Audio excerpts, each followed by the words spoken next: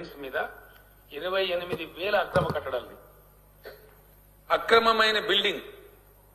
కట్టడం మొదలు పెడితే వితౌట్ నోటీస్ అధ్యక్ష చట్టం చెప్తా ఉంది చట్టం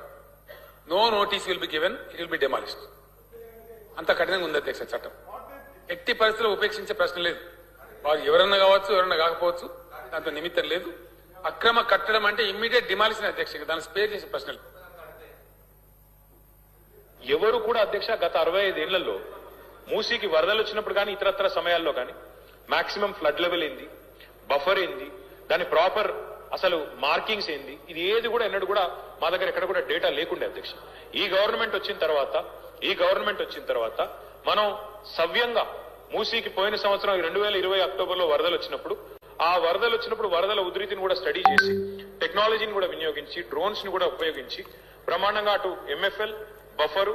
ఏది ఎక్కడ ఎంత ఉంది అనేది కూడా మార్క్ చేసి మొత్తంగా ఐడెంటిఫై చేశాం అధ్యక్ష उसके साथ ही साथ हमने बलाया साहब ये भी किया कि कितने इंक्रोचमेंट है बफर में कितने हैं मूसी के बेड में कितने हैं रिवर बेड में कितने हैं इसका भी हमने एक अंदाजा लगाया करीब 10,000 तक कुल मिला के स्ट्रक्चर है 10,000 तक है उसमें मलकपेट में भी है अंबरपेट में भी है कई सारे जगह है आप भी जानते हैं मैं भी जानता हूं एक दिन में ही आए नहीं बहुत सालों से चलता आया तो ये सब वहीं पे है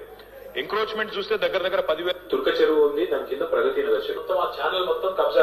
దాన్ని ఇల్లు కట్టారు సో దానివల్ల ఏమైందంటే ఇక water there was no other way to go but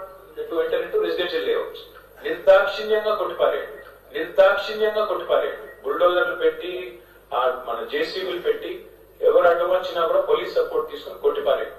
don't spare anybody నిర్దాక్షిణ్యంగా వ్యవహరిస్తాం ఇప్పటి నుంచి ఫోటో దిగినమా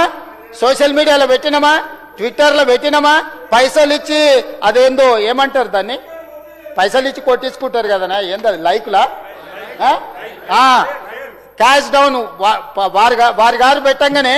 లైక్ కొడితే 10 రూపాయలంట కామెంట్ చేస్తే 100 రూపాయలంట పొగుడితే 1000 రూపాయలంట ఇది నగదు నజరానా పథకం